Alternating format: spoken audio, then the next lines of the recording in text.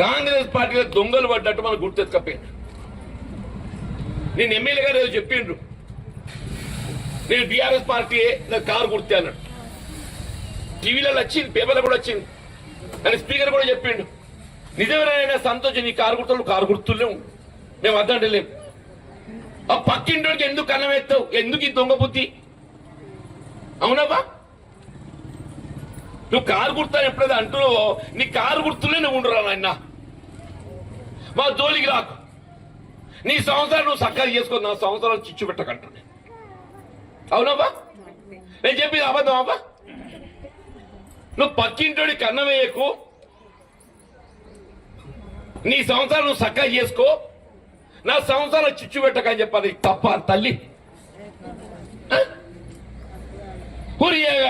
వాని సంవత్సరం ఆడు చేసుకోక నా సంవత్సరాలు చిచ్చు పెట్టినట్టు ఏది ఇస్తున్నదో, పెద్దలు నేను జెండా పట్టుకొని మోస్తే వాడిని గుర్తెత్తుకపోతే వాడు ఎక్కడ దిక్కులేక అదేదో యాపిల్ పట్టుకొచ్చుకున్నామా.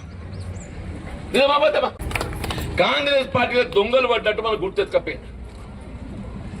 నేను ఎమ్మెల్యే గారు ఏదో చెప్పిండ్రు, నేను బీఆర్ఎస్ పార్టీ నాకు కారు గుర్తే అన్నాడు. టీవీలలో వచ్చింది, పేపర్లో కూడా వచ్చింది, కానీ స్పీకర్ కూడా చెప్పిండు.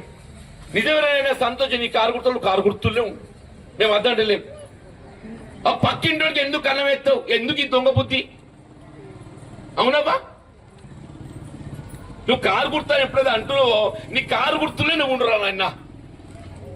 మా జోలికి రాకు, నీ సంవత్సరాలు నువ్వు సక్కగా చేసుకో, నా సంవత్సరాలు చిచ్చు పెట్టకంటున్నాయి. అవునవ్వా, నేను చెప్పింది అబద్ధం అవ్వా? నువ్వు పక్కింటోడికి అన్నం వేయకు, నీ సంవత్సరాలు నువ్వు సక్కగా చేసుకో, నా సంవత్సరాలు చిచ్చు పెట్టకని చెప్పాలి. తప్ప తల్లి